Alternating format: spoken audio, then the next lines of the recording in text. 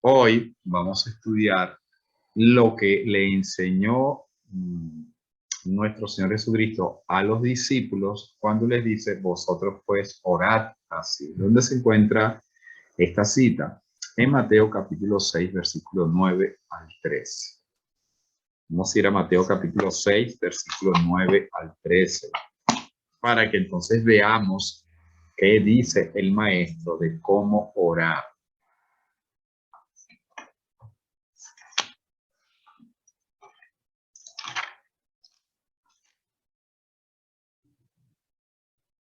Vosotros pues orad así. Padre nuestro que estás en los cielos, santificado sea tu nombre. Venga tu reino, hágase tu voluntad, como en el cielo, también en la tierra. El pan nuestro de cada día, dánoslos hoy y perdónanos nuestras deudas, como también nosotros hemos perdonado a nuestros deudores. Y no nos metas en prueba, mas líbranos del mal. Aquí vemos cómo orar. Una oración súper efectiva. Cómo orar. Pero antes de caer en el detalle brevemente de estos versículos, vamos a ver cómo orar incorrectamente o cómo no debemos orar. Porque esta enseñanza de cómo orar, en este caso correctamente, está basada en lo que hacían los religiosos de aquel tiempo. Vamos a leer el versículo 5. Cuando dice el Señor Jesucristo, recuerda que Él está dando aquí el sermón de la montaña, hay una gran multitud que subió y por lo tanto Él está enseñándole a esa multitud ahora, en la nueva era, en el nuevo pacto, a cómo orar. Y les dice, cuando estéis orando, versículo 5 del capítulo 6 de Mateo, cuando estéis orando, no seáis como los hipócritas que aman orar de pie en las sinagogas y en las esquinas de las plazas para exhibirse ante los hombres. De cierto os digo que ya están recibiendo toda su recompensa. Pero tú, cuando ores, entra en tu aposento interior, cierra con llave tu puerta y ora a tu Padre que está en secreto, y tu Padre que ve en lo secreto te recompensará. Y orando, no parloteéis como los gentiles que piensan que por su palabrería serán oídos. No seáis pues semejante a ellos, porque vuestro Padre sabe de qué cosa tenéis necesidad antes que vosotras le pidáis. En este caso, está hablando acerca de los oradores expertos en aquel tiempo, que les encantaba orar en cualquier lugar y que si las personas también posiblemente los llamaban a orar, pero el énfasis que está dando aquí el Señor Jesucristo es que ellos amaban el orar en lugares públicos para ser vistos. Pero esa oración en sí no era una oración, aunque el Señor Jesucristo le da la connotación de que es una oración, pero cuando decimos que no es una oración es porque no va a llegar a la presencia de Dios. Y no va a llegar, y nunca llegó, porque el Señor Jesucristo lo está diciendo indirectamente acá, al que tiene oídos para oír, oiga, ellos podían entender fácilmente, o sea que estas personas son hipócritas. En este caso, su oración no es sincera, porque ¿qué es una persona hipócrita? Una persona hipócrita es una persona que no es sincera. Y en este caso, la hipocresía aquí está basada en ser vistos y alabados por los hombres. Y utilizan el nombre de Dios para escalonar posición en medio de los demás. En este caso, esa oración de nada sirve. Cuando la oración es algo muy personal, es algo muy íntimo, como dice el versículo 6. Hacerlo en secreto, hacerlo en lo profundo de nuestro corazón, para que nosotros podamos recibir la recompensa. Y no necesitamos estar usando frases, aquí parlotear es usar frases eh, eh, rimbombantes, frases wow, que una verborrea, una forma de hablar y hablan y hablan y hablan, son expertos en el hablar, pero realmente Dios, eso no lo está a él. Wow, impresionante, porque es que el Señor no está viendo las palabras, el Señor ya está viendo el corazón de esas personas que utilizan la oración para eh, ser vistos. Y en algunos casos nosotros a veces podemos cometer ese tipo de error cuando se nos pide orar, en este caso el Señor está hablando de orar en público, se nos pide orar, porque por supuesto tú a sola tú no vas a estar usando esa hipocresía ni nada porque no tienes la audiencia. Aquí estamos hablando de personas que tenían una audiencia y posiblemente nosotros podemos caer en el error también de estar más pendiente de cómo se oyen nuestras voces, nuestra voz, cómo estamos hablando y estamos dirigiendo la oración para la audiencia, pero no la estamos dirigiendo para Dios.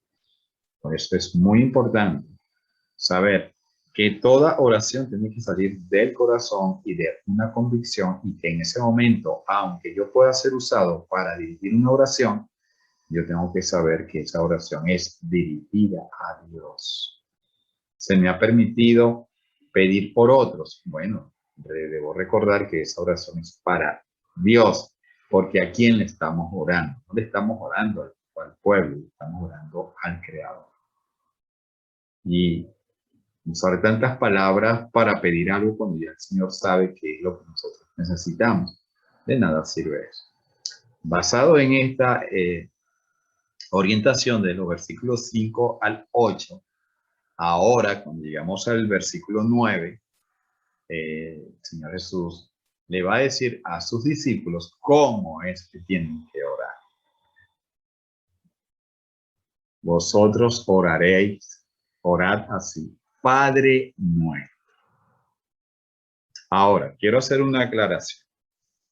Esta es la oración más famosa que hay en las Sagradas Escrituras. De hecho, toda persona, no importa a qué grupo religioso pertenece, toda persona conoce esta cita, el Padre Nuestro. Ahora, pero la oración no es el Padre Nuestro. Aunque nosotros o los seres humanos le damos la connotación o le damos como título, el Padre Nuestro. No, no es así. La oración no es el Padre Nuestro, como nos hacen creer o nos hicieron creer en el pasado los líderes católicos, cuando decíamos que nosotros teníamos que rezar no sé cuántos Padres Nuestros cuando nos confesábamos y llegamos a practicar eso de una manera diaria. El Padre Nuestro. Pero el Señor esto aquí no está diciendo, vamos a rezar o a orar el Padre Nuestro. No. La oración, recuerden, este no es el Padre Nuestro, este es una oración modelo que el Señor está dejando para que todo discípulo, por medio de los pasos que Él va a determinar, porque son pasos que nosotros tenemos que llevar en la oración, y a medida que vamos desarrollando en nuestra oración personal esos pasos, nosotros saber que en cada lugar, la oración tiene que ir en cada lugar y reconocer ciertas pautas que se deben establecer. Aunque podríamos decir también otras cosas, porque sabemos que esta oración la podemos hacer en ¿cuánto? En 2 minutos, no máximo. Yo creo que hasta en 1 minuto podemos hacer esta oración, el Padre Nuestro. Y de hecho el Padre Nuestro no se hace en un tiempo corto, pero no está hablando el Señor Jesús de eso, está diciéndole cómo deben hacerlo. Así que el Padre Nuestro, podemos usar ese título como para dar una enseñanza específica. Hoy vamos a hablar del Padre Nuestro, pero debemos entender que no es una oración del Padre Nuestro, sino que es una oración modelo que el Señor dejó para sus discípulos. Y nos da a entender que toda oración, cuando empecemos en toda nuestra oración, debemos reconocer que le estamos orando al Padre. No le estamos orando a cualquier ser. No, Señor. Le estamos orando al Creador. Le estamos orando, como dice el que está, al Padre que está en los cielos. Recuerden, está hablando un judío a judíos y los judíos tenían ya cierto conocimiento de que el creador, el que estaba ya en los cielos, que ellos lo llamaban como Yahvé, era su padre. Vamos a ir un poco al pasado para que comprendamos la mentalidad judía con respecto a este Padre nuestro, que dicen las personas, ese es el Padre nuestro y no es así. En Deuteronomio capítulo 32, versículo 6,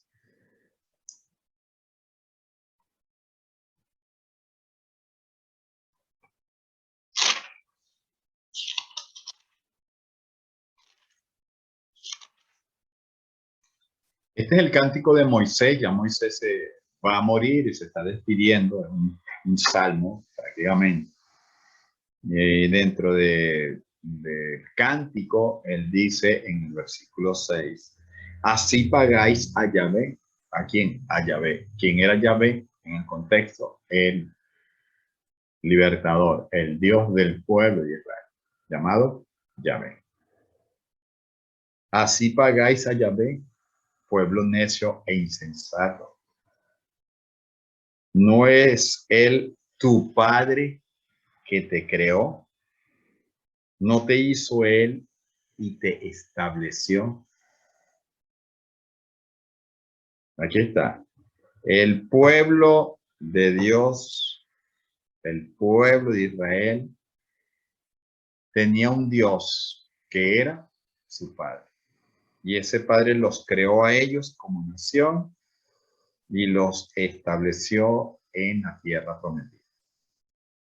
Ese Yahvé, ese Dios, era el padre de ellos. En el Salmo capítulo 103, perdón. Salmo capítulo 103, versículo 13, nos dice la escritura lo siguiente.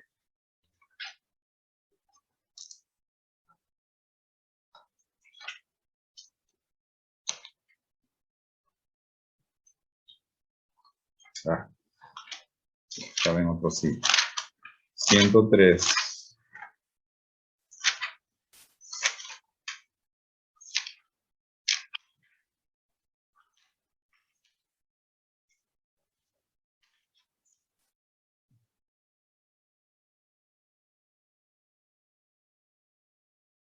Versículo 13 dice, como el padre se enternece con sus hijos o se compadece por sus hijos, así se compadece o se enternece, ya ve, de los que le temen. Dentro del pueblo de Israel, dentro del pueblo de Dios, Dios tenía compasión sobre los que le temían en este caso.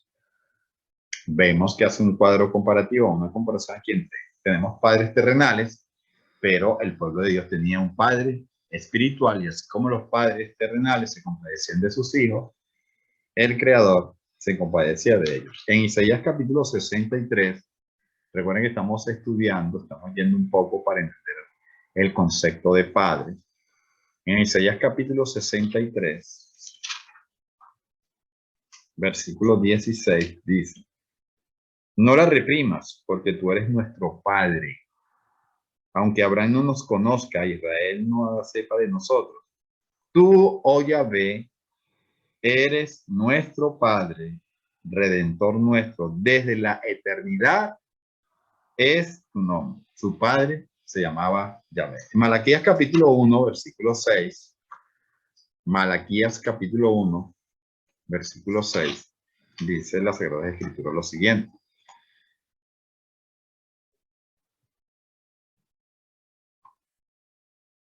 El hijo honra al padre. Recuerda, está hablando de un padre terrenal. El hijo honra al padre y el siervo a su señor.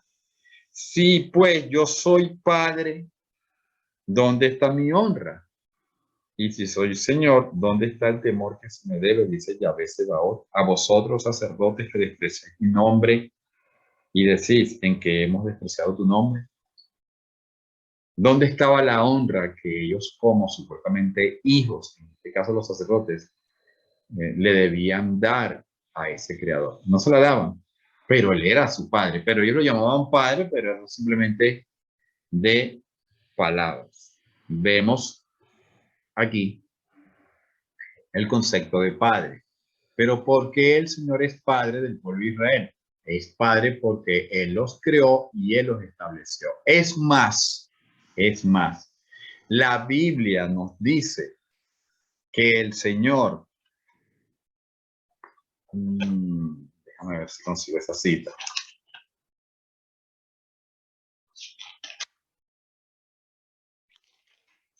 Aquí está, en Números capítulo 16, miren cómo hablaban ellos del Padre.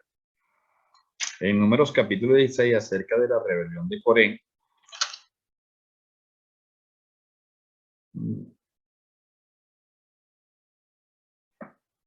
estoy buscando la cita.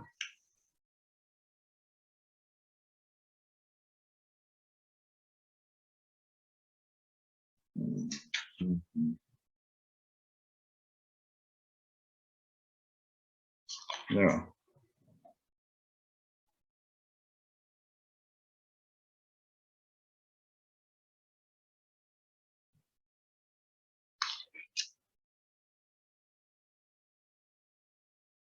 Aquí está. El número capítulo 16, versículo 22. Recuerden que estamos en vivo. Número 16, 22 dice, pero ellos cayeron sobre sus rostros. Está hablando acerca de Moisés y Aarón, en números 16, 22. Pero ellos cayeron sobre sus rostros y dijeron, Dios, Dios del espíritu de toda carne. No es un solo hombre el que pecó. ¿Por qué te enojarás contra toda la congregación? Ellos reconocen que Yahvé, su Dios, es su Padre, porque Dios es el dueño del espíritu de toda carne, de toda. En el capítulo 27 de aquí de Números, dice casi lo mismo. Número 27, versículo 16. Yahvé, Dios de los espíritus de toda carne, ponga un varón sobre la asamblea, pidiendo a un sucesor a través, porque Moisés ya estaba a punto de morir, y están diciendo, Moisés, Dios de los espíritus de toda carne, ponga un varón sobre la tierra. Dios es el que nos dio el espíritu. En Zacarías capítulo 12, estamos bien pensando en la mentalidad judía con respecto a quién era el creador. En Zacarías capítulo 12, y que eso debemos tenerlo nosotros cada vez que hayamos en oración, en esa reverencia a quienes vamos a orar o con quién, hacia dónde estamos orando. En Zacarías capítulo 12, versículo 1 dice, carga de Yahvé sobre Israel. Así dice Yahvé, quien extendió los cielos, echó los cimientos de la tierra y formó el espíritu del hombre en su interior. ¿Y qué sucede cuando morimos? Según Eclesiastés 12:7, el polvo vuelve a la tierra y el espíritu vuelve a Dios que lo dio. Toda carne tiene un espíritu que le pertenece a Dios. En este caso, Dios es el dueño de todos nuestro espíritu. En Hebreos capítulo 12, cuando, por cierto, un hebreo hablándole a otros hebreos, hermanos, en el capítulo 12,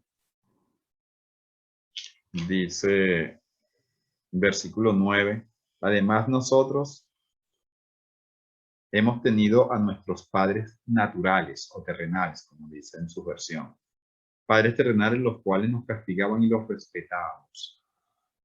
No nos hemos de someter con mucha más razón al Padre de los Espíritus y vivir o viviremos.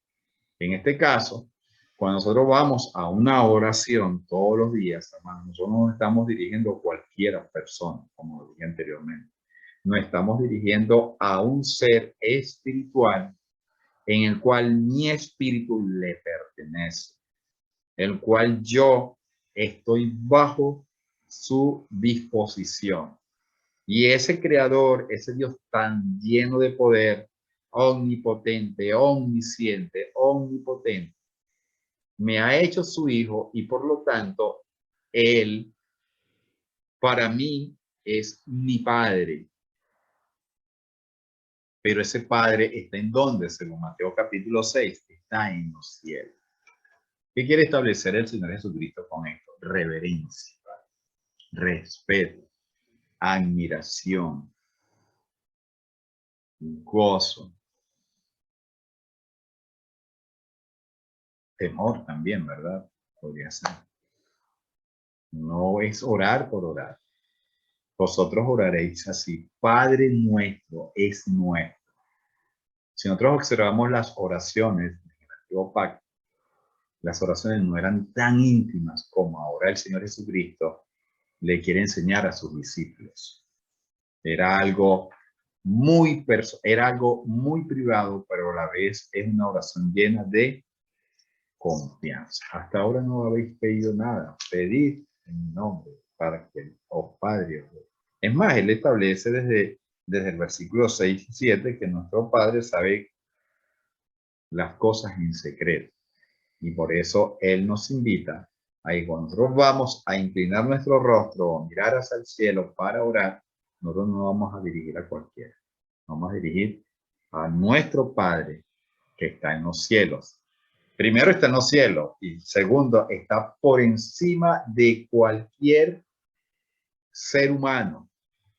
Recuerden que los judíos, cuando nosotros nos encontramos en Juan capítulo 8, cuando el Señor Jesucristo le dice: conoceréis la verdad y la verdad os hará libre. Yo le digo: jamás hemos sido esclavo de nadie. El Señor Jesucristo dice así: todo aquel que comete pecados es esclavo del pecado, y si el Hijo los libertare, seréis verdaderamente libres.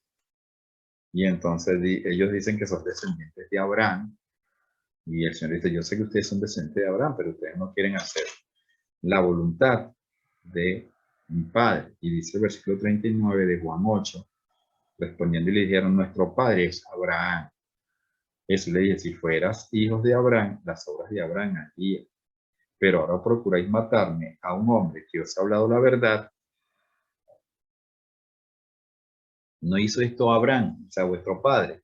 Vosotros hacéis la obra de vuestro padre. Le dijeron: nosotros no hemos nacido de fornicación. Un solo padre tenemos, Dios. Ellos tenían esa idea. Ellos sabían que ese Yahvé, ese Dios era su padre, porque ya Moisés le había enseñado. Ya estudiamos Deuteronomio, hemos visto a través de algunas citas que estudiamos hace poco, Números, Zacarías, Malaquías, que ellos tenían la idea de que ese Dios Yahvé tan maravilloso era su padre. Pero ellos también se sentían muy identificados con Abraham y decían: nuestro padre es Abraham. O sea, ellos tenían padres en la tierra y ellos también tenían un padre en el cielo. Pero el Señor Jesucristo va a cambiar esto. En la nueva dispensación, Él dice: no llaméis padre a nadie en la tierra, porque solamente un padre tienen ustedes, que es Dios. Ese es nuestro único padre. Obviamente, cuando nosotros leemos Hebreos capítulo 12, nos damos cuenta que se hace una diferencia entre padres terrenales. Esos son los únicos padres a los cuales nosotros podemos llamarles padres, pues son terrenales. Pero de allí, identificar a un ser que haya hecho cosas tan grandes aquí en la tierra, ese no es nuestro padre. Nuestro padre es el que está en los cielos, incluso está por encima de nuestros padres terrenales. Porque nuestros padres terrenales han recibido un espíritu igual que nosotros, que le pertenecen al Creador. En este caso, todos nosotros, los hijos de Dios, y a veces se malinterpreta esto. No, es que la Biblia nos dice que nosotros somos, a todos se nos dio un espíritu, sí es verdad, pero se está hablando con el pueblo de Dios, que reconoce al Creador como su Padre y que por lo tanto anda en su obediencia, y el Señor se va a compadecer de ellos sobre los que le temen, no es sobre cualquier otra persona. Así que cuando oramos, debemos empezar diciendo: Padre nuestro que estás en los cielos. Eso nos le estamos reconociendo el honor, está por encima de nosotros e incluso está por encima de cualquier adversidad que podamos estar pasando. Sigue diciendo el versículo 6. Santificado sea tu nombre. Santificado sea tu nombre. Nosotros tenemos que santificar en la oración el nombre de Dios. ¿Y cuál es el nombre? No caigamos en esos temas. Porque nadie sabe o nadie puede pronunciar correctamente el nombre de Dios. ¿Por qué decimos esto? Porque el nombre de Dios en el antiguo pacto tenía solamente 4 letras. Y, H, B, H, lo que se llama el tetragramatón. Los doctores de la palabra, para pronunciar ese nombre, le añadieron unas vocales. Entonces algunos le dicen Jehová, otros le dicen Yahvé, otros le dicen Yahweh, otros le dicen Jehová. Entonces, si vamos a este caso, ¿quién es el que tiene el nombre correcto? Y aquí la palabra nombre es para el significado hebreo. El nombre era la esencia de la persona, lo que era la persona. O sea, santificado es lo que es Dios. Es un Dios maravilloso, bondadoso, poderoso, lleno de amor. Pero necesitamos santificarlo. En este caso, santificarlo es la palabra santificar, tanto en hebreo como en griego, es que nos es poner algo aparte. Cuando las Sagradas Escrituras nos dicen que no somos santos, es que la palabra es a Dios, que nos debemos apartarnos del mundo. Cuando la Biblia dice también que Dios es santo, es que Dios está apartado, no tiene comunión con el pecado. Él está en un lugar, en una luz inaccesible. O sea, Él es todo luz. Él es toda santidad, toda claridad, toda bondad. Todo es pureza en su vida. En este caso, nosotros cuando oramos debemos santificarlo. Otra manera de decirlo, le estamos dando el lugar, lo estamos apartando de cualquier cosa para nosotros. Nuestro Dios debe ser alabado. Esto es lo que decía el Salmo capítulo 100. Vamos a ir al Salmo capítulo 100 para que veamos un ejemplo de santificar y de glorificar el nombre de Dios en la oración. Salmo capítulo 100 nos dice lo siguiente.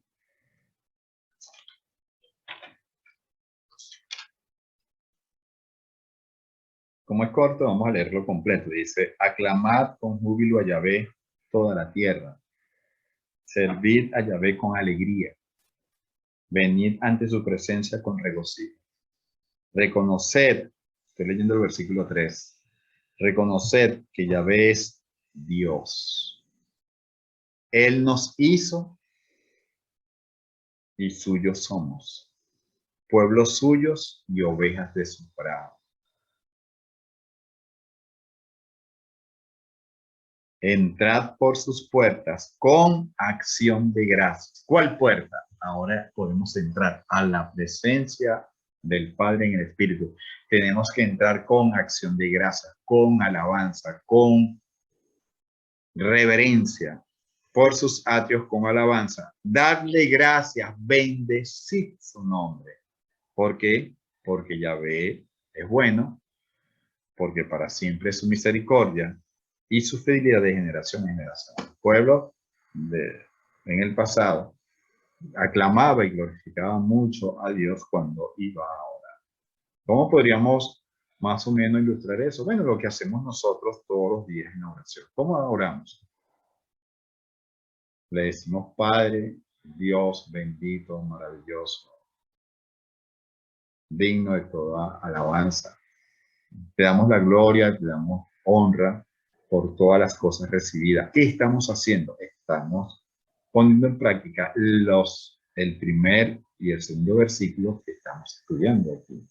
Estamos reconociendo que estamos hablando con nuestro Padre, pero es un Padre tan grandioso, tan maravilloso, que nosotros debemos ser agradecidos y hablarle. O sea, vamos a utilizar una palabra, enamorarlo con nuestras palabras, porque Él se merece toda nuestra admiración, todo nuestro respeto, todo nuestro amor. Así es lo que quiere el Señor Jesucristo. Que nuestras oraciones no carezcan de un sentido, sino que sepamos que en el momento que usted va a orar en la noche, usted va a entrar en una comunión con un ser tan maravilloso que está en los cielos y que le permite a usted, y por supuesto me permite a mí, que yo le hable y que Él me escuche. ¿Cómo puede ser eso posible? Que Él está en los cielos y yo estoy aquí en la tierra donde yo me embarro, donde yo, ay no, yo soy tan pecador. Bueno, eso es lo maravilloso, que podemos conversar con Dios. Y por lo tanto, debemos glorificar, debemos en nuestra oración invertir un tiempo. No tengo las palabras exactas, son un poquito así rústicos. Tenemos que tener un tiempo para alabar y glorificar a quien estamos dedicando. No podemos entrar, bendito Padre, te pido por esto, te pido por esto, te pido por esto. Ya va, ¿qué pasó? ¿Qué pasó con es un procedimiento? Nosotros si vamos a ir a, a hablar con un dignatario aquí en esta tierra, nosotros no vamos a ir así como entramos por cualquier lugar en nuestra casa o con un amigo, nos quitamos los zapatos, los tiramos, ¿verdad que no? Nosotros vamos a llegar allí con mucho respeto y gracias por permitirme, bueno, la verdad que yo vengo a pedirle usted un favor. Recuerden cómo nos ponemos cuando estamos ante unas personas que nosotros consideramos, wow, imagínense todos los días llegar a la presencia de Dios. ¿Cómo vamos a llegar? Así apurado, tropezón. No podemos hacer ese tipo de oración. No podemos. Tenemos que reconocer. Por eso es muy importante que toda oración, estoy repitiendo palabras, toda oración es importante. Hasta para los alimentos, hermanos. Hasta para los alimentos necesitamos reconocer que estamos comiendo por su misericordia. Estamos reconociendo eso. Padre nuestro que estás en los cielos, santificado sea tu nombre. Venga tu reino. Por eso decimos que el Padre Nuestro no puede ser una oración que se diga al caletre. Porque cuando dice venga tu reino, tiene dos connotaciones. El pueblo de Dios en el pasado estaba esperando el reino. Y el reino aún no había llegado. Y él le dice, pídele a Dios que venga el reino. Pero también tiene otra connotación. Porque decimos, ¿cuál sería esta connotación? Vamos a leer Lucas. Lucas capítulo 17, versículo 21. Lucas capítulo 17, versículo 21 dice. Voy a leer desde el 20 para que ustedes vean las expectativas que tenía el pueblo de Dios en los tiempos de Jesús. Lucas 17, 20 dice, interrogado por los fariseos, ¿cuándo viene el reino de Dios? Le respondió y dijo, el reino de Dios no viene con advertencia. Ni dirán, helo aquí o helo allí, porque aquí el reino de Dios está en medio de vosotros. Él era el reino. Y por eso pidan que el reino venga. Pero venga a dónde? Ahí está la segunda connotación. Que el reino venga a nuestro corazón. En Mateo capítulo 6, aquí mismo, en el versículo 33, dice, buscad primeramente el reino de Dios y su justicia. Hey, nos está diciendo el capítulo, el 6, versículo 10, que oremos que venga el reino, pero también nos está diciendo el versículo 33 que busca primeramente el reino, o sea que es una cosa que va a venir así sin yo nada más estar orando, no, yo también tengo que esforzarme en entrar en ese reino. Esto es algo muy importante. De manera que cuando yo pido que venga el reino, es que el reino venga a mi ser espiritual. Que el Señor Jesús more en mi corazón.